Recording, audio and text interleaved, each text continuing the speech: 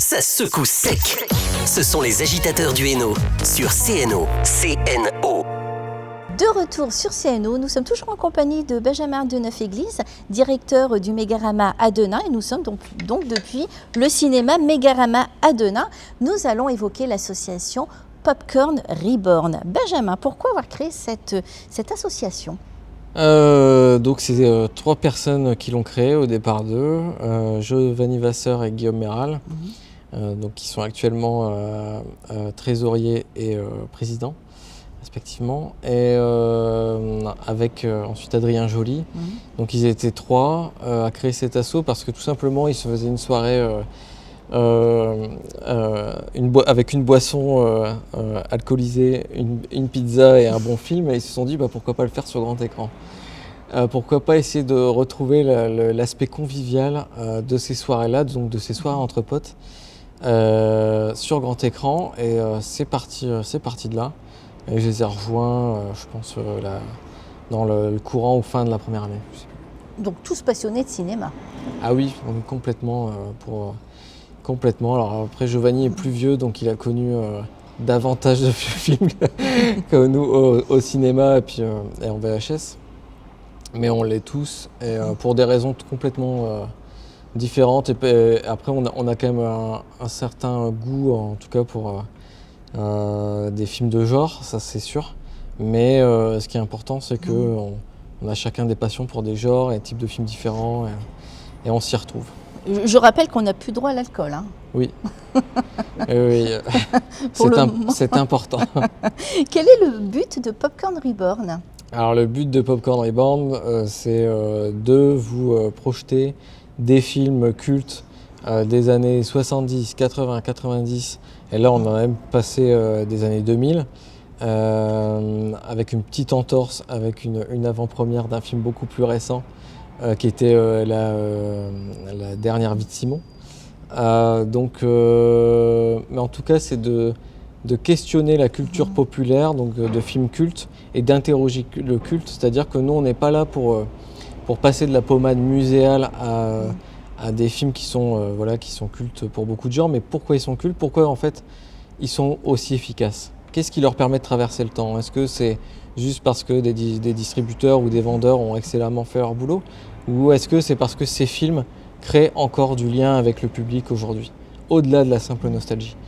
Et nous, on est là pour ça, passer ces films, en plus dans un cadre qui est organique, c'est-à-dire qu'il y a une présentation, il y a du quiz, il y a un débat, entre moi, Guillaume, mais aussi le public qui veut y participer, mais aussi des intervenants. Et ce qu'on veut vraiment, c'est entendre le cœur battre de tout le monde, parfois pour des raisons différentes, mais devant un même film. C'est-à-dire retrouver une expérience cinéma la plus vivante possible, quoi. Et est-ce que c'est facile de repasser des films anciens que vous avez envie de montrer, de revoir ? Non, parce que parfois souvent d'ailleurs, il faut chercher qui sont les ayants droit des films. Ensuite, s'il y a du matériel cinéma ou non, est-ce qu'on peut le passer ou pas, ou sinon comment est-ce qu'on peut le passer ? Et après, il y a aussi les choix de programmation, hein. Parfois, on peut s'inquiéter en prenant des gros risques. Parfois, on se dit qu'il y a des évidences et ça n'en semble pas du tout. Mais on le fait avec une sorte de travail d'archéologue, et puis toujours en s'amusant, quoi. Ce qu'on veut, c'est surprendre. Autant au début, on a quand même passé les très très gros films de la culture populaire, de la culture pop un peu geek, et là quand même depuis quelques années on veut se surprendre. On a même créé un cycle Popcorn Asia, donc on passe des films asiatiques. En ce moment on a surtout fait des cycles de films hongkongais, donc voilà. En VO vous les passez ? En VO, ouais. On veut se surprendre, et on veut surprendre le public qui nous suit. Dans le cadre de Popcorn Reborn, quelle est la part de subjectivité quant au choix des films ? Est-ce que vous vous faites plaisir, ou vous essayez donc de passer des films qui vont faire plaisir au public ? Je pense qu'on se fait d'abord plaisir quand même, quoi qu'il arrive. C'est très égoïste. mais Le fait est quand même qu'on demande toujours au public, s'ils ont des envies de films, de nous les envoyer par un message. Parce que parfois, vous savez, il y a une année, on va se renseigner sur un film, puis on nous dit bah non, c'est impossible, ou alors on ne pourra pas le passer. Et les années passent, on n'y repense pas forcément.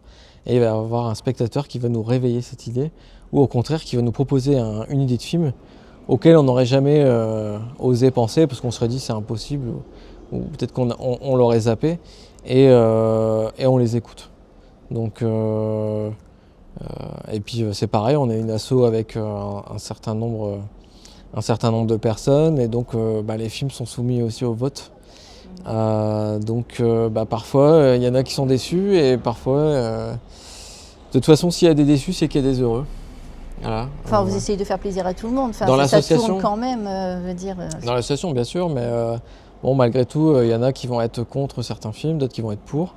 Et puis choisir, c'est renoncer, donc voilà. Après, on se dit toujours que un film peut peut être un bon choix à un certain moment, et dans un certain cadre, par exemple avec une thématique, et donc il peut parfois aussi mieux repousser le choix du film, plutôt que de forcer ce qu'on veut absolument le voir. Mais peut-être qu'il aurait mieux sa place plus tard.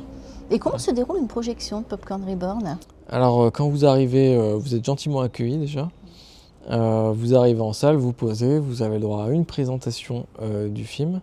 Ensuite, donc, le film dans sa meilleure version possible, donc dans l'idéal restauré en 4K. C'est-à-dire restauré en... C'est-à-dire c'est des films dont les sources 35 mm originales, donc les négatifs, ont été numérisés, puis nettoyés et restaurés minutieusement, et pour pouvoir être projetés dans les meilleures conditions possibles. Donc on estime que le 4K et la numérisation 4K est bien assez suffisante pour une source 35 mm, et qu'il faut du 7 à 8K pour du 70 mm. C'est plus confortable pour voir le film, la restauration. La restauration, c'est largement plus confortable. Après, il y a des restaurations ratées, ça on a tous des mauvaises surprises. Mais bon, ça peut arriver de temps en temps. Voilà. Donc, et à la fin, vous parlez d'un débat. Alors oui, donc le film se déroule, ensuite on a un débat qu'on lance, on demande si le public aussi a des questions. Et s'ensuit un quiz avec des lots à gagner grâce à des partenaires, et ça se termine sur un verre de l'amitié. Et quel est le public qui assiste à ces séances ? Il est assez large. Je pense qu'on a à la fois des jeunes, on a à la fois des personnes qui ont aussi connu tous ces films en salle, ce qui est assez génial, parce que souvent en début de séance, il y a Giovanni qui demande toujours qui a vu le film, puis qui a vu le film en salle. Et souvent, il y a une moitié qui ont vu le film, et il y en a encore beaucoup moins qui l'ont vu en salle. Donc ils l'ont vu en DVD, ou peut-être même en cassette ? Ouais, la plupart en fait viennent d'une... comment on pourrait dire ça, quand ils l'ont vu grâce à la vidéo. Donc effectivement, la VHS, le Laserdisc, le DVD, Blu-ray, tout ça. Et des fois, ça repasse à la télé aussi. Et en plus, on a aussi des repassages à la télévision. On a une très belle chaîne qui s'appelle Arte, qui sait très bien faire ça. Et on a aussi quand même beaucoup de surprises. C'est-à-dire finalement, il y a des films qui ne demandent qu'à être découverts encore, plutôt que redécouverts. Donc ça fait plaisir. Mais enfin, sur grand écran, ça reste toujours... C'est l'expérience ultime, voilà. Et puis il ne faut pas oublier une chose, c'est que ces films ont été conçus pour le grand écran et n'ont pas été conçus pour un petit écran. Et avez-vous le sentiment que les films d'avant attirent davantage de spectateurs par rapport au cinéma d'aujourd'hui ? Alors, je sais pas, j'ai l'impression que c'est un gros débat entre cinéphiles sur les réseaux. C'est une bonne question. Je pense pas. Je pense qu'il y a une vraie recherche, il y a une vraie exigence en tout cas. Je pense que c'est ça. Il y a une exigence de cinéma aujourd'hui, d'autant plus avec la multiplication des médias, donc et des supports, c'est-à-dire les plateformes de streaming, la VOD, les supports physiques, puis le cinéma.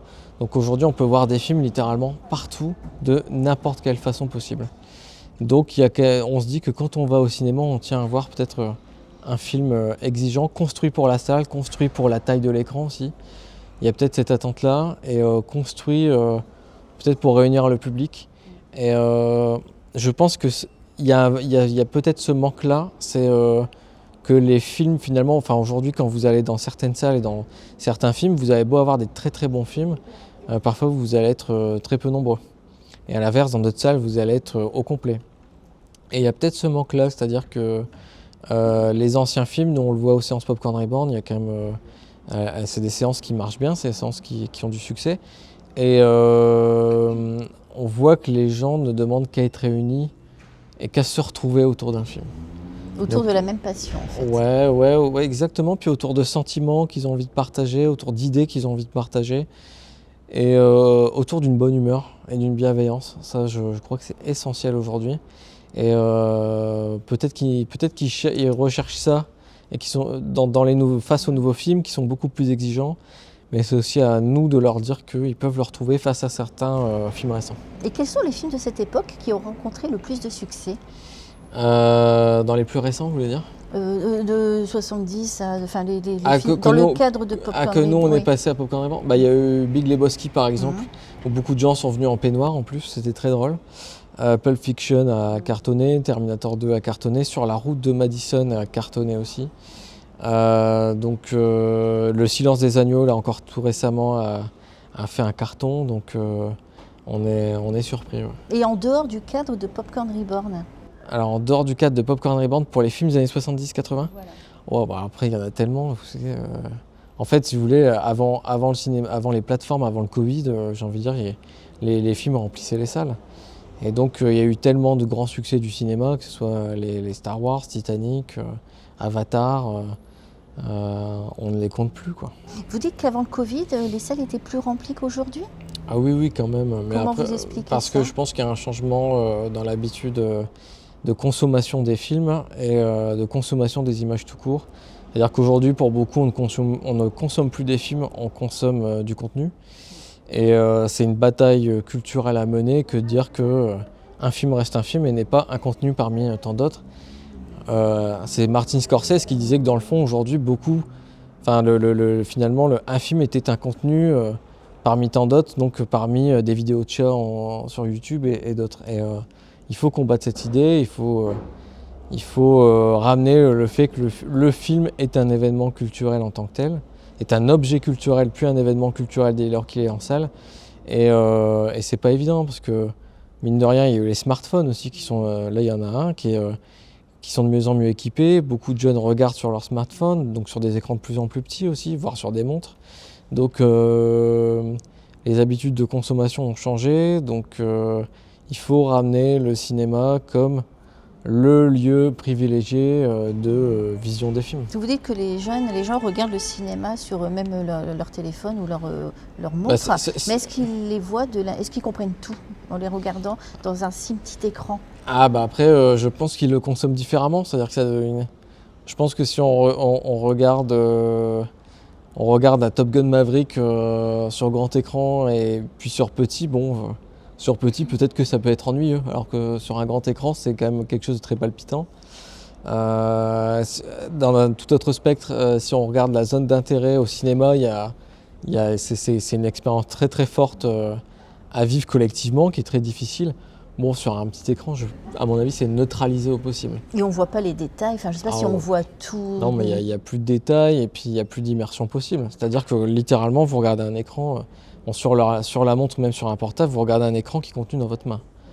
Alors que quand vous êtes en salle, vous regardez un écran qui utilise tout votre champ de vision quasiment. Donc c'est à prendre en compte. Est-ce que vous pensez qu'aujourd'hui on peut faire un cinéma comme on le faisait avant ? Je pense au scénario, à la façon de filmer, même de mettre en scène. C'est une très très très vaste question. Ça dépend aussi quel type de film vous comptez faire, je pense. Après, si je peux donner une réponse qui pourrait aller à tous les films, c'est qu'il faut rester... Il faut vraiment toujours désirer se connecter au public. C'est-à-dire que quand on fait un film, on le fait pour qu'il soit montré, à mon sens. Et on le fait pour créer du dialogue avec des spectateurs. Qu'importe le type de film, si vous faites un grand spectacle, vous faites un grand spectacle pour les spectateurs, vous ne le faites pas pour vous, quoi. Surtout au prix que ça coûte. Si vous faites un film plus intimiste, vous le faites aussi pour transmettre des idées, des valeurs, des discours avec des spectateurs avec lesquels vous avez envie d'échanger, chez lesquels vous avez envie de créer des réflexions, des sentiments, des sensations et d'avoir aussi des réponses. Je pense que c'est ça qui est le plus important, surtout aujourd'hui dans une époque qui est à la division, c'est de penser fédération, c'est de penser réunion. Voilà. Mais avant de monter un film, de créer un film, est-ce qu'il y a une enquête de savoir ce qui va marcher, ce qui va plaire Ça, c'est parmi les plus gros films. Souvent, les très gros studios, on le sait, aujourd'hui, ils aiment regarder sur les différents réseaux sociaux les trends qui vont fonctionner, le nombre de likes sur tel ou tel sujet. Et donc, ça peut les aider à se lancer, à faire tel ou tel projet. On le sait aussi à Hollywood, il y a eu cette tendance à un moment donné de regarder toutes les trends qui marchaient sur les réseaux sociaux et de se dire bon bah à partir de là on va créer un scénario qui reprend tout ce que les gens like, regardent, etc. Ce qui est quand même aberrant possible parce que ça devient des produits de consommation absolue. Mais moi je pense qu'il faut se défaire de ça, quoi. Les films d'auteur attirent-ils aujourd'hui? Oui, je suis pas inquiet. Alors il y aura toujours plus, enfin, certains films qui attireront plus que d'autres, c'est le jeu. Il y a aussi, c'est hélas le jeu, parce qu'il y a des distributeurs qui n'ont pas forcément la même puissance de feu, si je puis me permettre, en termes de visibilité, en termes de promotion, en termes de tournées, parce que des tournées ça coûte cher, mine de rien, de déplacer des vedettes, une équipe, tout ça. Et donc il y a encore cette forme d'injustice-là à prendre en compte, mais les films d'auteur attirent. Et puis en plus, j'ai envie de dire, les films d'auteur, c'est une notion qui est de toute façon complètement dépassée, parce que des auteurs, il y en a à la fois sur les grosses productions, il y en a à la fois sur les petites productions, et ça peut être des auteurs qui ont écrit leur script ou qui au contraire se sont appréhendé le script de quelqu'un d'autre. Et des auteurs, il y en a beaucoup de toute façon sur un film, que ce soit le scénariste, le réalisateur, le monteur qui aussi réécrit quelque part le film. Donc il ne faut pas oublier que le cinéma, c'est une expérience collective. Et parfois, il y a plusieurs scénaristes sur un même film. Bien sûr, il y a plusieurs scénaristes, il y a des script docteurs, il y a un nombre d'auteurs important, même je pense que le producteur met de son identité dans un film. Tout comme les comédiens finalement écrivent aussi la scène ils la réécrivent par leur interprétation. Donc il y a différentes étapes d'écriture d'un film. Est-ce que vous avez déjà accueilli des talents dans le cadre de Popcorn Reborn? Dans le cadre de Popcorn Reborn, on avait... Ou au Mégarama pour des séances spéciales? Oui, on avait notamment accueilli les Baudins, Jérôme Commandeur, Kev Adams. Pour Popcorn Reborn, on avait eu notamment David Fakrikian qui est un spécialiste de James Cameron. Et on a vu plus récemment Monsieur Grosso qui est un spécialiste du cinéma hongkongais, qui a vécu des expériences assez incroyables à Hong Kong avec des cinéastes là-bas, et le public a adoré l'écouter. Vous avez fait plaisir à votre public par les faisant venir. Oui, exactement. Ouais. Y a-t-il des jeunes dans le public de Popcorn Reborn ou accompagnent-ils leurs parents? Parfois, les parents peuvent transmettre leur passion à leurs enfants. Non, il y a des jeunes. Alors, il y a à la fois des parents qui emmènent leurs enfants découvrir les films qu'eux-mêmes ont connus en étant jeunes. Donc, c'est vraiment une étape de transmission pour eux. Et après, il y a des jeunes qui sont déjà un peu plus grands, sont voire au lycée ou à la fac, et veulent découvrir pour la première fois des films dont ils ont entendu parler sur grand écran. Que pensez-vous du cinéma de divertissement d'aujourd'hui? C'est compliqué. Ça dépend quoi en fait. C'est toujours... je sais pas, je pense que c'est une question large. En tout cas dans le divertissement de blockbuster, peut-être vous voulez des grosses machines. Oui. Qu'il y a un essoufflement des franchises et des licences, ça c'est absolument certain. Et notamment des franchises qui ont joué à la feuilletonisation des films. Et en plus de jouer avec les plateformes, les séries à regarder pour voir tel ou tel film, donc c'était pas évident. Et qu'il y a par contre une demande du public pour des expériences fortes, uniques, sans forcément qu'il y ait de volets à voir absolument avant ou de séries à voir sur une plateforme avant, ni de suites à voir absolument après, parce que ce serait une partie coupée en plein milieu. Est-ce que vous êtes nostalgique du cinéma d'hier? Non, pas du tout. Pas du tout. Ah non, alors là, je pense que la nostalgie, ça bouffe, c'est comme pour tout, ça bouffe les gens. Et il faut regarder vers le passé pour apprendre de ses erreurs, pour aussi connaître l'histoire. Et l'histoire du cinéma, elle est extrêmement riche et il y a plein de choses à y retrouver. Mais aussi pour mieux écrire le présent et tenter d'imaginer avec le plus d'optimisme possible le cinéma de demain. Et est-ce qu'il y a plus de créativité dans le cinéma des années 80-90 par rapport à celui d'aujourd'hui? Je ne sais pas si c'est une question de créativité ou plutôt de liberté des créatifs. Je pense qu'il y a énormément de créatifs sur Terre et qu'ils sont de plus en plus nombreux quoi qu'il arrive, surtout avec les outils qui se démocratisent. Et il y a peut-être plus de moyens aussi. Bien sûr, il y a de plus en plus de talents, mais pour citer encore une fois Martin Scorsese, tout le monde aujourd'hui peut faire des courts-métrages, mais comment le montrer? C'est-à-dire qu'on est noyé sur tous les flux, parce que toujours ce problème de contenu.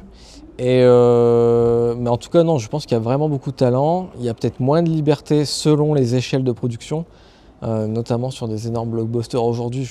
Ça doit être, il y a quand même des standards qui s'imposent, et puis on le voit dans des très, très grosses sociétés que ils ont pu licencier des talents qui étaient pourtant fondateurs sur certaines sagas. Donc non, ils sont là. Il faut leur laisser la voix. Je pense que de toute façon, c'est eux qui font le cinéma, c'est eux qui nous permettent de nous retrouver. Et, de nous divertir aussi. Voilà, donc de nous divertir, mais pas seulement. C'est aussi du coup aux financiers d'accepter les prises de risques. Mais je peux comprendre qu'aujourd'hui, ce soit de plus en plus difficile. Popcorn Reborn est donc le rendez-vous des cinéphiles. Les gens sont friands de revoir les films de leur enfance? Oui, alors il y a une part de public qui viennent revoir les films qu'ils ont vus dans leur enfance. Mais la plupart, comme je disais tout à l'heure, ils l'ont vu sur des formats, des médias très spécifiques, des jeux en vidéo. Donc VHS, Laserdisc, Blu-ray, DVD, notamment grâce au vidéoclub qui était une culture d'échange et de partage qui est, à mon sens, était essentielle, nous réunissait, nous permettait d'échanger sur une jaquette aller de film. Aller louer ou acheter sa cassette, c'était toute une histoire, j'ai envie de dire. C'était une aventure. Oui, voilà, c'est ça. Parce que même parfois, on allait louer un film parce que la jaquette était belle. Oui, c'est vrai. Ou elle nous plaisait, ou l'intrigue nous plaisait. Ça ne nous rajeunit pas tout ça, voilà, ouais. Mais ils viennent de cette culture-là. Donc, on pouvait échanger. Donc, l'idée, quand ils viennent à Popcorn Reborn, c'est qu'ils peuvent revoir les films, bien sûr, qu'ils ont aimés, différemment du coup, mais aussi retrouver ce côté on va en parler, on va passer un bon moment ensemble, ça c'est important. L'association fête ses 10 ans, oui.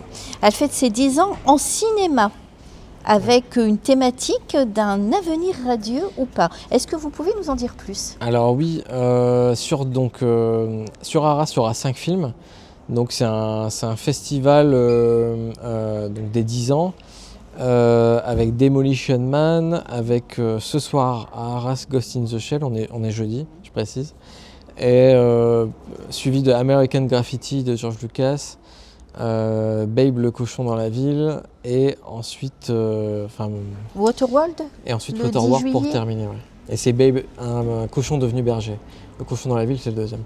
Et par contre sur Denain, on le fait aussi, mais avec 3 films. Et donc on a repris 3 films sur les 5. Les 3 films de science-fiction, de toute façon, on s'est dit, bon, ils sont plutôt dystopiques, et on va prendre cette thématique d'un avenir radieux ou pas du tout. Surtout que c'est quelque chose aujourd'hui qui a un enjeu de société, hein, de savoir construire et préserver notre avenir et construire le futur. Donc avec Demolition Man, Ghost in the Shell et Waterworld. On en a appris plus aujourd'hui sur le cinéma des années 70-2000. Est-ce que vous avez quelque chose d'autre à rajouter?